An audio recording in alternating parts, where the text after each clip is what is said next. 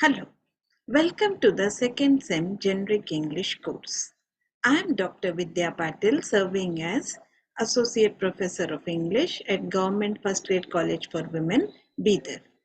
I will be guiding and assisting you during this course. You have already understood that there are 3 units in your syllabus which you need to complete for your second SEM Generic English course. The first and second units are related to your English language skills, that is the receptive skills and the productive skills. The third unit is the course book. Here you have to study the textbook which is prescribed for you. The name of the textbook prescribed for you is Literary Longings. In today's video, we will try to understand which are the different chapters which you have to study in this textbook. Let us now try and find out which are the different chapters which you are going to study in the third unit, which is the course book. As I have already informed you earlier, there are 7 chapters which you have to study in the course book. These chapters belong to different genres and you will understand not only about this specific genre of writing, but also you will understand various issues which are very important for us in today's world. Along with these 7 chapters, there will be a translation activity also which you have to involve yourself with.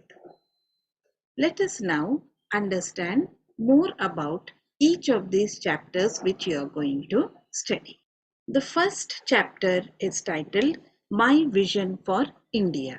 It is a speech given by Dr. APJ Abdul Kalam. All of you must be familiar with Dr. Abdul Kalam.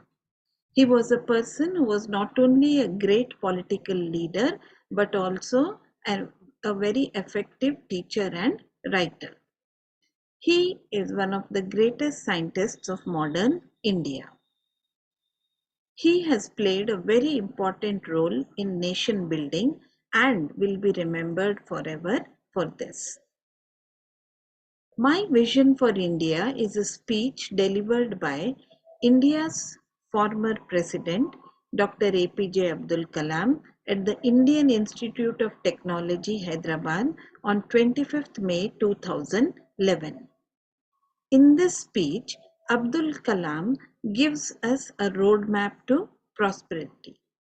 This is considered to be one of his finest speeches. The second chapter is a very motivating lesson titled Born Again on the Mountain. This is based on the autobiography written by Arunima Sinha. Arunima Sinha is an Indian mountain climber and sportswoman. She was pushed from a running train by robbers in 2011. This caused insert rods being pushed into her right leg and multiple fractures of the spinal cord. Her aim was, but she did not accept defeat and she decided that she was going to climb each of the continent's highest peaks and hoist the national flag of India. She is the world's first female to scale Mount Everest, Mount Kilimanjaro, Mount Elbrus, Mount Kosciuszko, Mount Aconcagua, Mount Denali, and Mount Vinson. In 2015, the Government of India honored her with the Padma Shri Award, which is the 4th highest civilian award of India. Born Again on the Mountain is an autobiography by Arunima Sinha, who conquered all odds and reached the summit of Mount Everest and showed to the world what one can do with sheer determination and dedication. The next chapter is an interview with a 15-year-old environmental activist, Juliana from Colombia. Juliana is a 15-year-old environmental activist from Colombia. She participated in the series Latin America and Caribbean Child and Youth Consultation in 2019. Juliana is one of the first children to address the UN Human Rights Council, where she demanded the recognition of children's right to a healthy environment at the annual full-day meeting of the Human Rights Council on the Rights of the Child on 1st July 2020. She pleads for children's space in life and their rights to participate in environmental protection. The next chapter is titled Diary of a Little Woman, Female Lives Matter.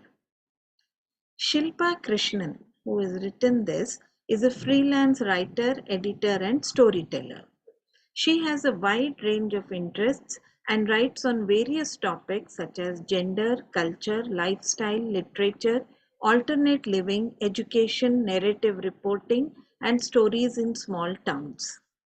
The Diary of a Little Woman deals with the response of a young, sensitive Indian girl to the environment in which she lives.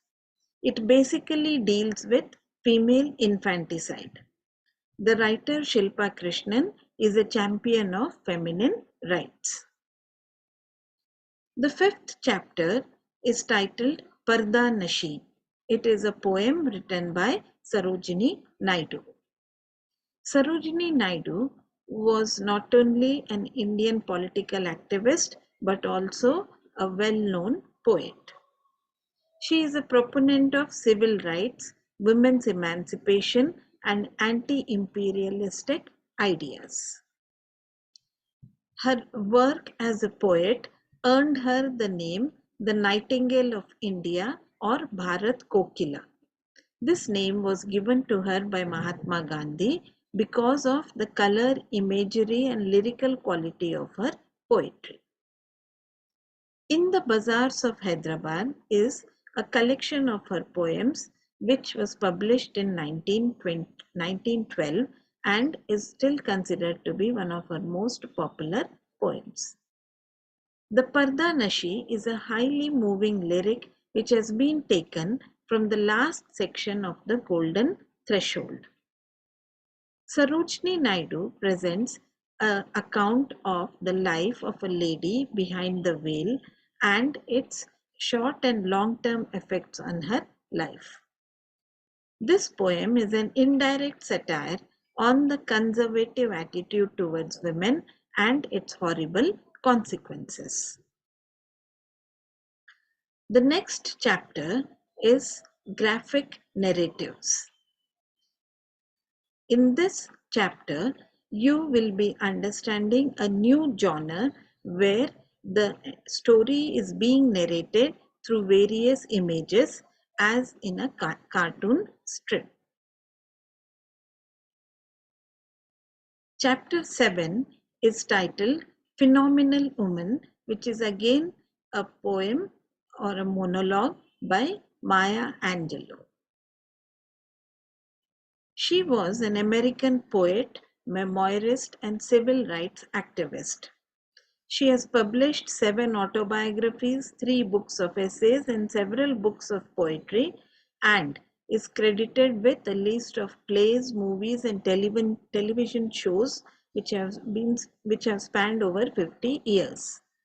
Phenomenal Woman is a poem which was first published in 1978.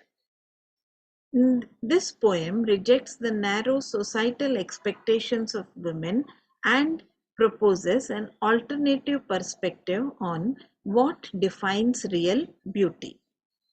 The poem deals with the themes of womanhood, identity, pride, self-love, and self-acceptance. Being a woman is being celebrated throughout this poem. The last chapter is related to the translation activity. Translation is the art of converting written words from one language to another. It consists of 2 types of languages, that is the source language and the target language. The language of the original documents is the source language, whereas the language in which the document needs to be translated is the target language. So um, when we are asked to translate a particular text, we should know both the source language as well as the target language. When we complete the translation, we will get a similar copy of the original file, but it will be in the different language, which is the target language. You have now got a good idea about which are the different chapters which you have to study in your textbook Literary Longings. Each of these chapters will introduce you to a new genre of writing, as well as will make you aware about various social issues which have an impact on our lives. I hope you like this video. Thank you.